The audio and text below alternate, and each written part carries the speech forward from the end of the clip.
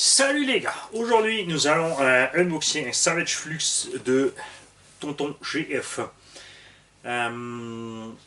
Unboxing pas tout à fait plaisir puisque Tonton GF l'a fait venir ici après l'avoir acheté occasion sur le Bon Coin. Le vendeur il a certifié super état, il y a des batteries, il y a tout ce qu'il faut et il s'est retrouvé avec une machine qui n'était pas du tout comme il l'espérait. Alors faites attention, c'est toujours très délicat entre vendeur et acheteur. Si deux personnes regardent une image, deux personnes vont faire une description différente de l'image. Si vous, en tant que troisième personne, vous ne regardez pas cette image et vous redessinez, on va dire vous êtes à deux. Imagine deux personnes qui écoutent le témoignage de deux personnes pour faire un dessin. Les deux personnes vont décrire différemment le dessin. Il y a une personne qui va donc faire un dessin pour une personne et pour la deuxième. Ça va donner deux dessins différents. La deuxième personne va faire la même chose. Il y aura donc 4 dessins, et quand ils vont comparer les dessins, eh ben, ils vont se retrouver avec des dessins différents. Parce que la façon d'écrire l'idée qu'on se fait, ça dépend des points de vue et de l'expérience de vie de chacun. On ne parle pas encore de ce vendeur, parce que je le connais, je vais le voir pour le contacter, en discuter avec lui d'abord. Tout zen, tout cool. Ce même vendeur a fait la même blague à Jonathan Girard aussi sur du Savage Flux. Et lui aussi, il était déçu. Voici donc la bestiole. Nous avons, avec un chargeur RC System Equilibrium, et le petit mot qui va avec. Je vais sortir l'engin. On a une DX2S. La DX2, je ne sais pas s'il l'avait reçu avec le matériel. Et une batterie lithium-ion cylindrique d'à peu près 13S. Une cuvée de la Dame Blanche. Eh bien, merci à toi. Je t'en dirai une nouvelle plus tard. Hein, parce que nous, on va pas commencer à... On va pas attaquer ça devant la vidéo pour aller la supprimer bêtement après. Voici la machine qui a été envoyée dans un bon carton, bien emballé pour l'envoi aussi.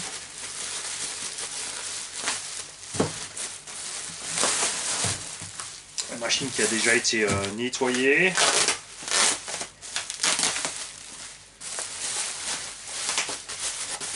Non, elle n'a pas été nettoyée. Hop. Voilà. Cette machine a des problèmes, il me semble, de diff. Je vais garder tout ça proprement de côté. Hop. On va laisser ça là et on va déjà voir ce qu'il nous dit Tonton. Ceci donc, un Savage Flux HP Origin. Donc longueur normale. Vous avez donc l'anthrax de 330 mm, 325, 330. Petite dédicace à BRZ Passion et à Tonton Pays Roi. Regarde, mon maître me dit 340 mm. Et c'est donc un tout petit peu plus long qu'un Outcast, vous avez une idée, ça a quasiment la même largeur. Mais c'est quand même beaucoup plus solide. Après, il est vendu beaucoup trop cher en neuf. HP a été racheté une troisième fois et les prix sont encore grimpés d'un cran. Alors, niveau de l'état extérieur, ça a l'air pas mal quand même. Hein. Les noix, tout ça, c'est bon. Un petit peu de rouille dessus, mais sans plus.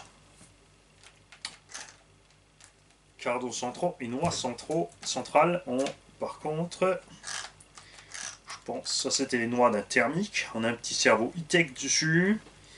Risque d'être peut-être un peu juste pour le poids. Combo Obi-Wan 2000 kV, ça c'est un bon choix avec le petit pignon d'origine. Et son petit Vario Ezron. Les soudures par contre, ça c'est ce qui fait peur à Tonton. Ça a été soudé à l'extérieur sur la cosse. Et le câble au milieu 14 AVG. Ce petit câble là, il va fonfer et ça va fumer. Là les câbles ont été rallongés, mais ça a été fait proprement, ça va.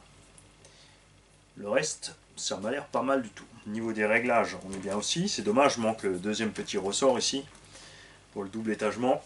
Ce qui fait que ce Savage a une suspension d'enfer. C'est quand même une belle caisse. Je vais vous l'approcher, vous en faites pas. Alors d'abord voir ce que dit tonton.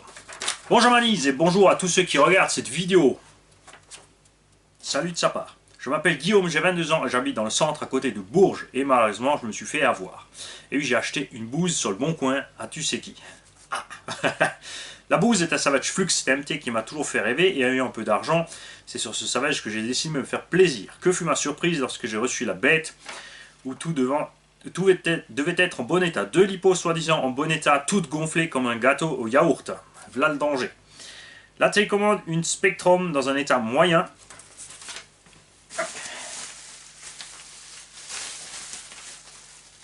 Qu'est-ce que c'est? Il y a un petit cerveau avec. Bon, ça va, elle est sale. Quelques rayures.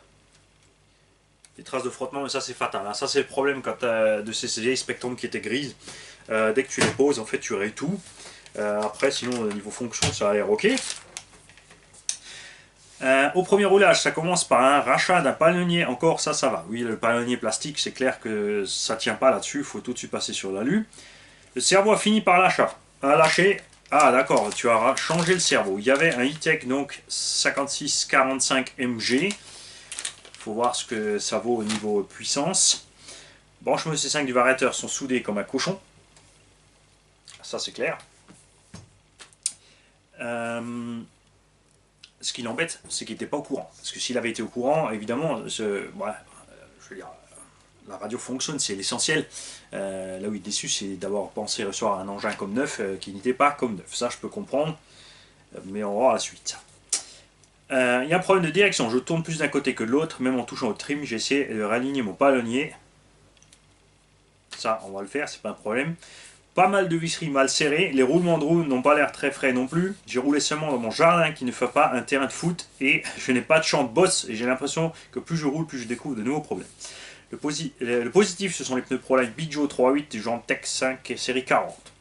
Alors le voilà chez toi Manise avec tous ses potes MT pour se refaire une remise en forme à la sauce Manise RC Garage. Dedans, tu as le Savage sans ses roues, la télécommande, un petit chargeur simple que je te laisse pour le concours Tombola et dépanner quelqu'un.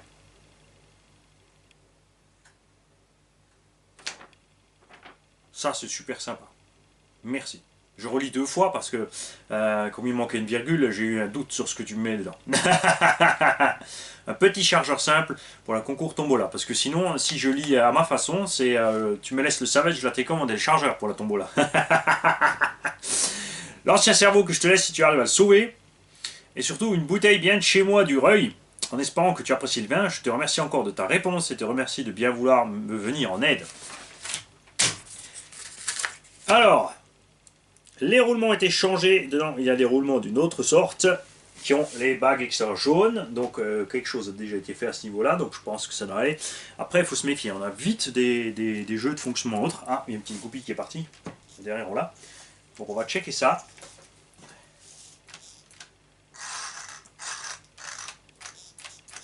Qui j'y juine. Bon, ça ne va pas être très grave. Donc, je m'attendais quand même à une machine en pire état que ça.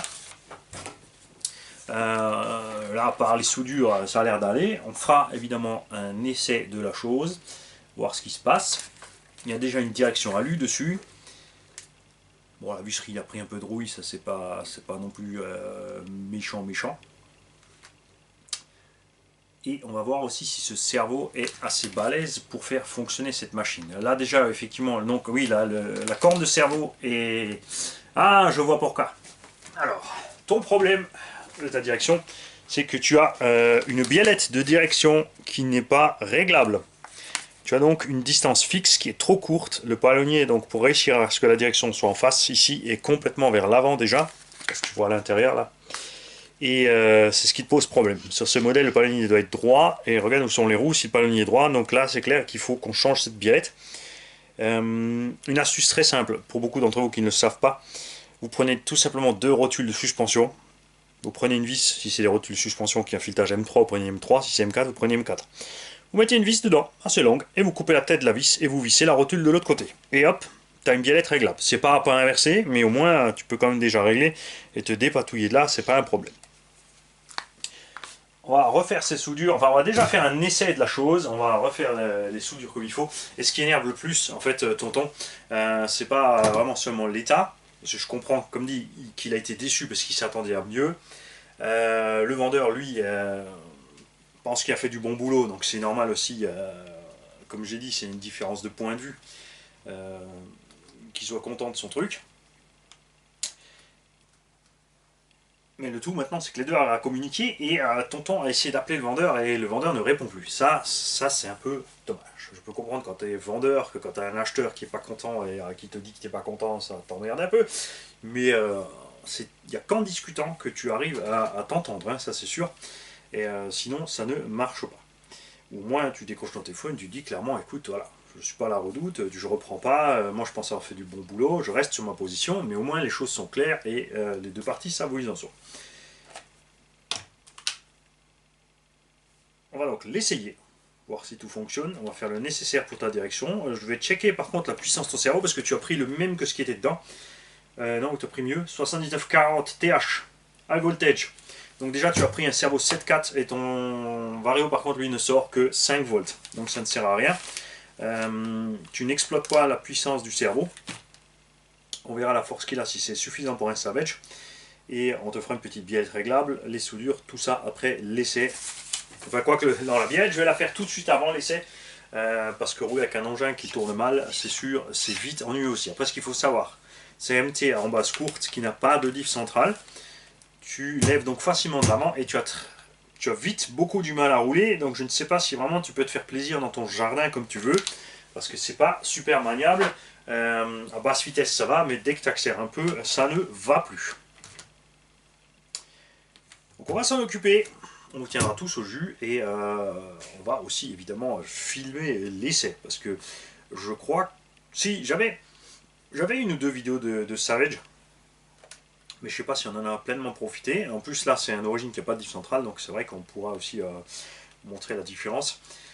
C'est quelque chose, comme dit, à l'époque on avait ces engins, c'est passé tout de suite en 6S pour être méga brutal, ils se sont aperçus que c'était trop, ils ont renforcé où ils pouvaient, c'était toujours encore trop. À l'heure actuelle, ils diminuent un peu les puissances sur les nouveaux modèles parce qu'ils se sont aperçus qu'ils sont allés trop loin et que évidemment ça causait beaucoup de casse et que c'était pas top. Et on a rallongé les châssis pour encaisser justement le 6S pour pouvoir en profiter pleinement. On a augmenté les Anthrax et maintenant on revient en arrière. On refait du Arma Outcast, du Techno MT 410 qui est un Truggy 1.8 avec une plaque de châssis de Buggy 1.8, donc ça donne des Anthrax très courts. Et tous ces engins sont sympas en 4S, mais pas plus. Franchement, les 6S dedans, tu peux t'en servir si tu as du doigté. C'est vrai qu'en l'air, c'est sympa. Parce que c'est très facile. Plus l'engin est court, plus c'est facile de faire des backs et des front flips, etc. Et, mais après, sur le terrain utilisé, c'est vite ennuyeux. J'ai vu rouler 3 Arma Outcast en live. Et ben, à part aileron-toi, aileron-toi, aileron-toi, aileron-toi, j'ai pas vu grand chose d'autre, n'est-ce pas Jérôme? Il va falloir se concentrer mon gars. Puisqu'avec un axe court, l'engin monte trop vite. Et donc tu as tendance aussi, pareil sur les ornières, tu vas percuter l'arrière dans les ornières et ton arrière va remonter. Après si tu as assez de puissance, assez de réflexe, tu remets un petit coup de gaz, tu le rabats. Quand il monte du nez, il faut mettre un petit coup de patin. Enfin, c'est une conduite qui devient assez.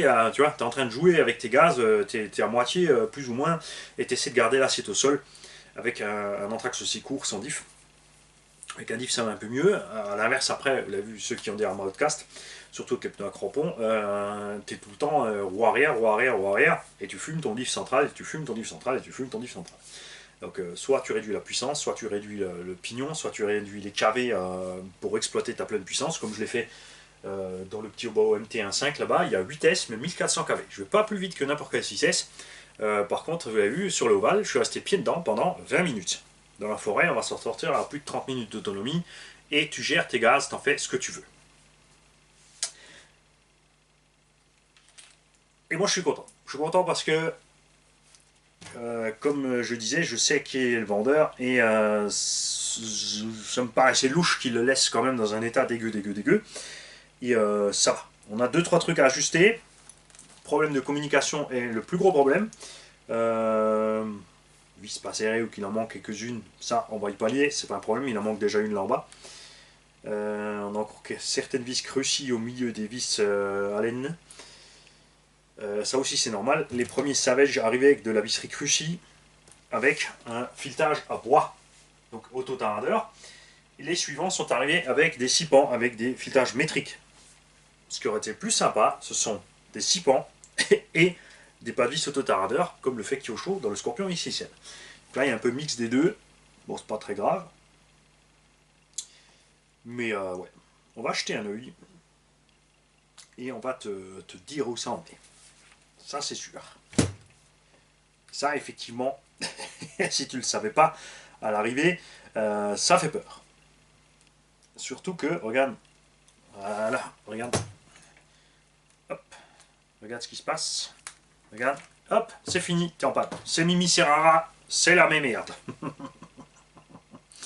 Quand vous vendez des choses, si vous savez que vos soudures sont pourries, ne le cachez pas. Montrez-le, ou alors coupez les câbles. Arrêtez-vous chez un garagiste, vous lui amenez une petite bouteille, un sauciflard, quelque chose, et vous lui dites s'il vous plaît, monsieur le garagiste, est-ce que vous pouvez me souder ça? Enfin ici, du moins dans la région, hein, je connais pas de garagiste qui te dirait non, je te soude pas vite ta petite voiture électrique, mon gars. Ça c'est sûr. Hein. Les garagistes, c'est quand même des gens qui font du service. C'est sûr, tu vas pas en concession. Dans la concession, ils vont t'embouler, il faut justifier les heures du gars, tralali, là, ça devient chiant, mais un petit garagiste, chez un petit garagiste familial, hein, ou là où tes parents sont clients, ou toi tes clients, ou le moins de la famille, m'étonnerait fortement qu'ils disent non. Alors ce genre de choses peut être dangereuse pour le variateur, pas pour l'utilisateur, parce que le câble, il bouge, il bouge, il bouge, il y a de l'étincelle, et tu peux faire sauter le vario avec ce genre de choses. Nous aussi, ce qu'on va faire, c'est qu'on va le brancher sur la carte de prog pour tester si c'est pleinement un beaming programmable. Parce qu'il y avait des versions RTR qui n'étaient pas programmables. Ça, c'est déjà le 5,75 volts avec le super bec, donc 3 ampères. Ça suffira pour faire tourner comme il faut cet engin. Je vois aussi qu'on a... Il faut que je vous montre.